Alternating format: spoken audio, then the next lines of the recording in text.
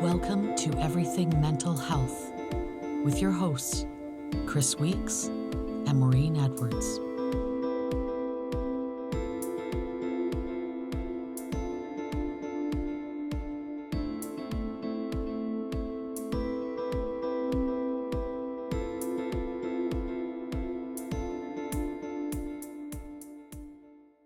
So I find the grief and the loss subject very fascinating. And I wanted to maybe go into some more examples of what grief and loss can look like.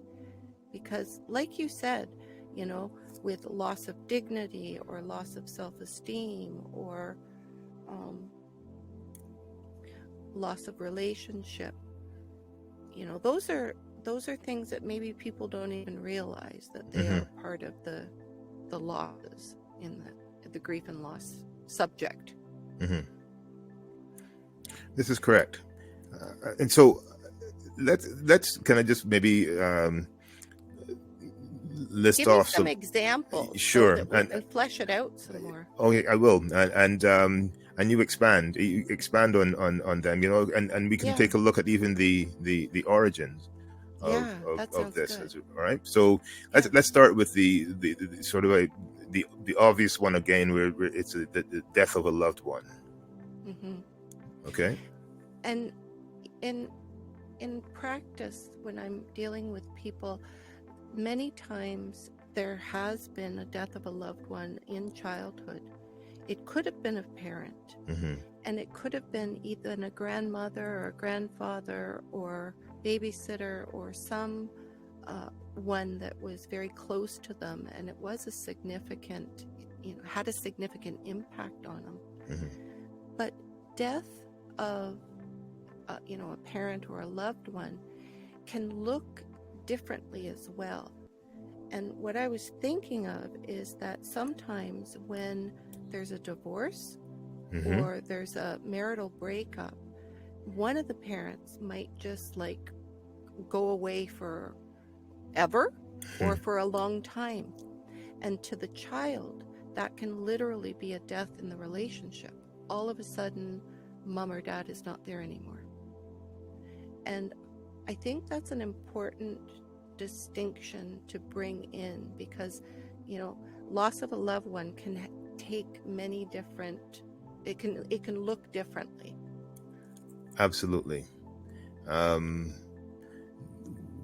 What can come as a result of a divorce or marital separation?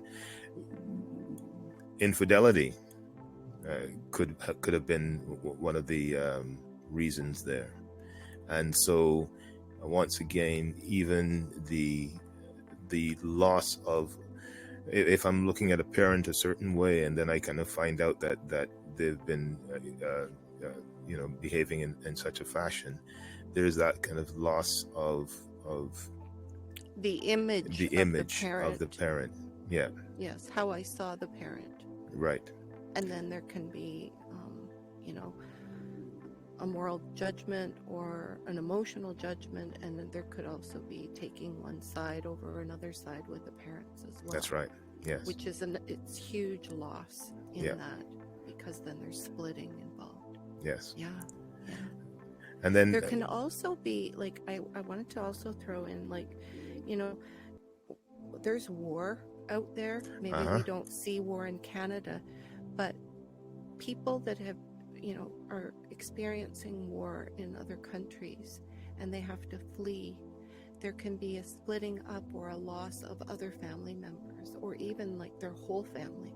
Yeah. And that's a huge loss. Yes. And subsequent loss of place. Yes. Even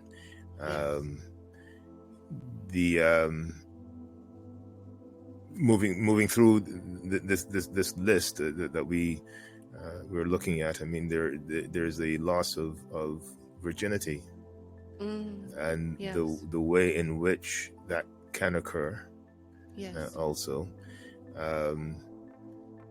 which is a huge transitional milestone in a person's life, and if that was a traumatic event or was premature or was forced Mm-hmm. or was stolen, Mm-hmm. that can be a huge loss in Yeah. a person's life. Yeah. Yeah. And we Lot. don't even think of that anymore. We've been socialized to think that, It's like a rite of just- passage. it is a rite of passage, but it doesn't always happen that way. Exactly. The loss of we touched upon the loss of a position at work, or Career. career, being expelled from school because of behavior, Right. the loss of professional license, seeing, big. right, Yeah. big one. Yes. Retirement.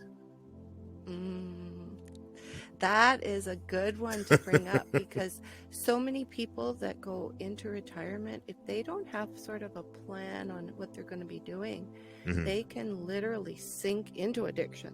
Yes. A lot of people will have nothing to replace that energy or that life force that they've devoted their whole life to, going to work and being a productive member of society.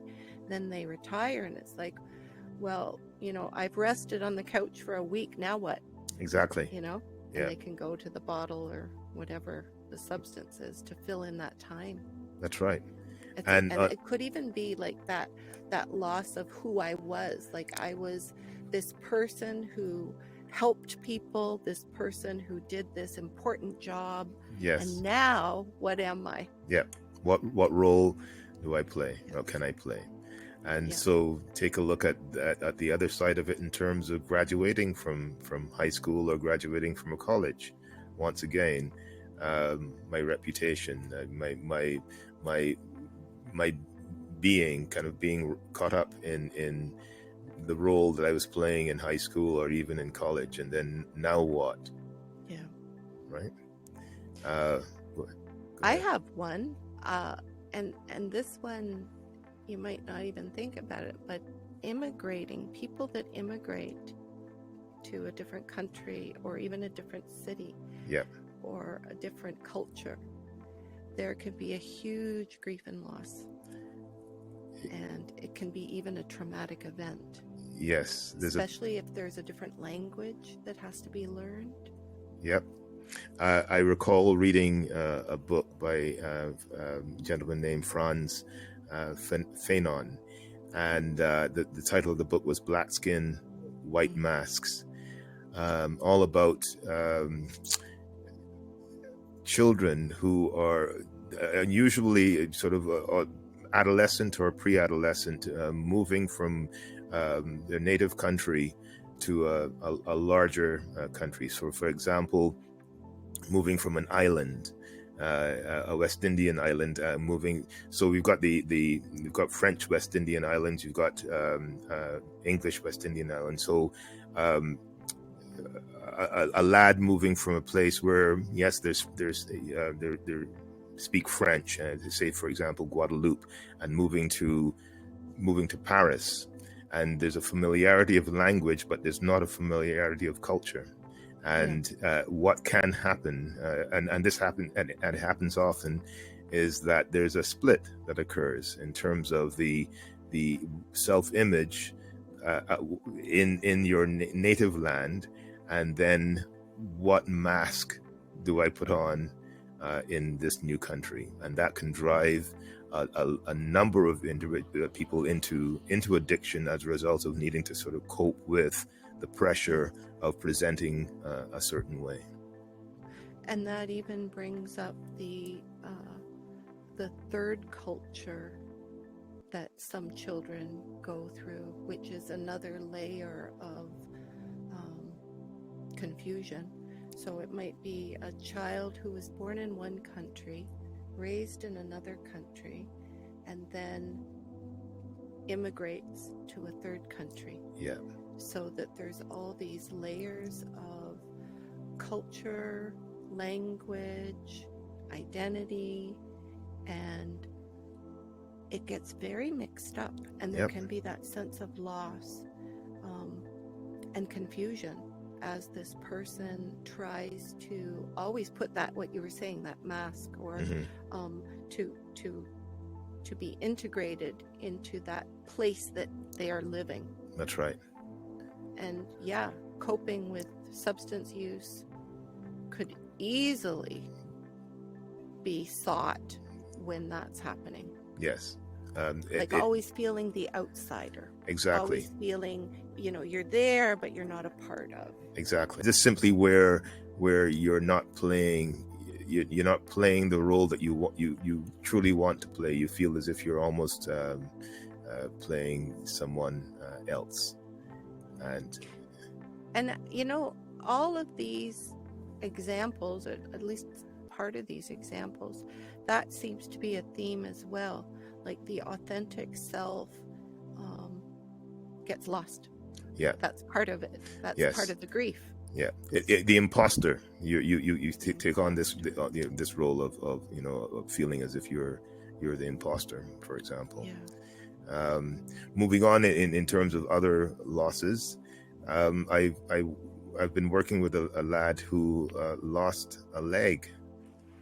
He lost his leg, so losing a limb, losing a part of the body part even. He lost the leg in a car accident where the driver was under the influence, and he also was dealing with certain issues of substance use, and the subsequent spiral into depression.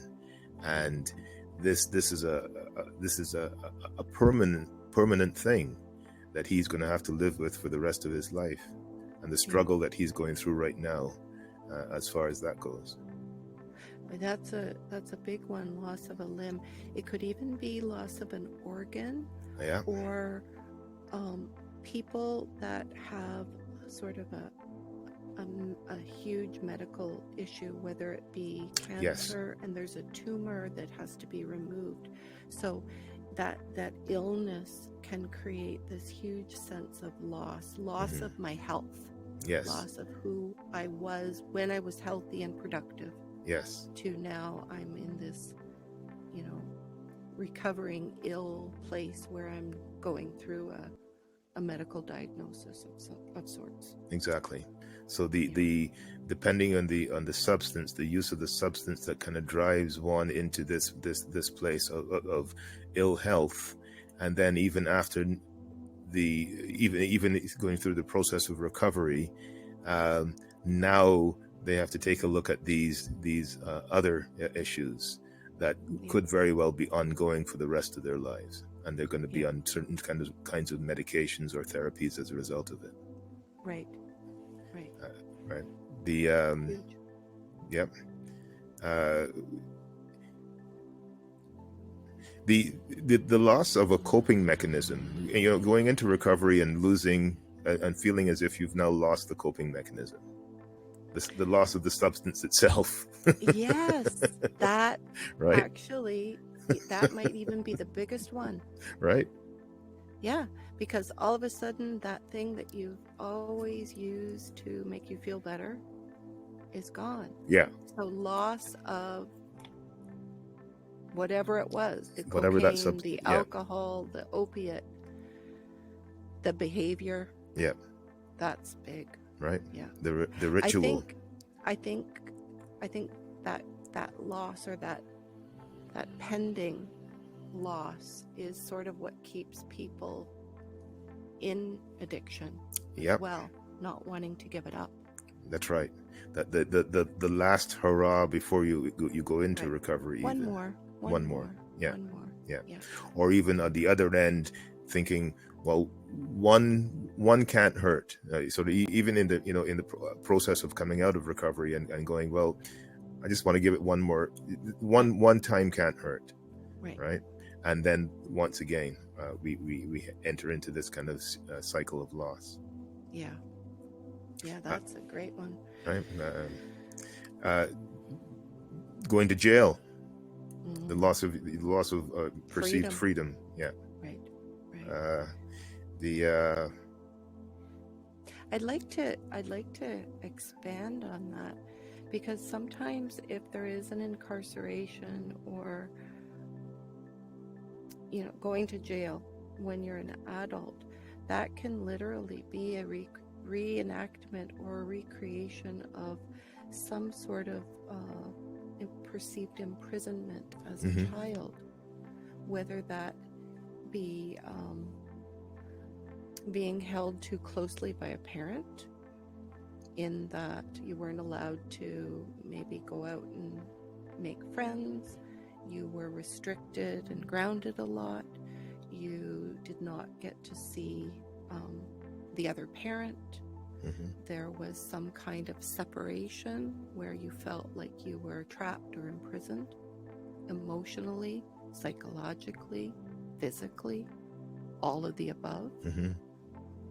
Yep. And that can literally be recreated with that going to jail as an adult. Yep, absolutely. What I've seen at the recovery house is the loss of youth, so aging, where an individual has been in the throes of addiction for such a long time that he hasn't, or she, they haven't realized how, when they begin to realize, my goodness, I've been at this for 30 years, 35 years, and now I'm heading into 50 or mid 50s, 60, and I'm aging. Yeah.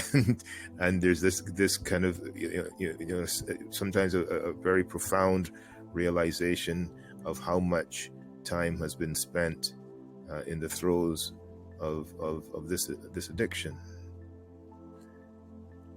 Loss of youth, loss of my life, Yeah. loss of my dream to have a certain type of life. Yes. I've been in the throes of addiction. Yeah. Loss of the, I wanted to have a family. I wanted to be married and have the house and the picket fence and the 2.5 children and all this, and that may have been lost. That dream is gone. Or having that dream and losing it also. Yes. Having the house, having the material possessions, and then losing all of those to addiction, right? Yeah. And we looked at, we talked about loss of reputation before, loss of credit, right? Sort of the ability to actually use and spend money. Use and spend money, right? And trying to get back to that, and then having to deal with all of the losses that occurred as a result of the being in the throes of that addiction at the time. Financial freedom, or at least money that you have coming in on a regular basis, or you can have credit so that you can take a trip if you wanted to. Say you had to book an airplane, maybe you don't have credit. You don't have that any longer.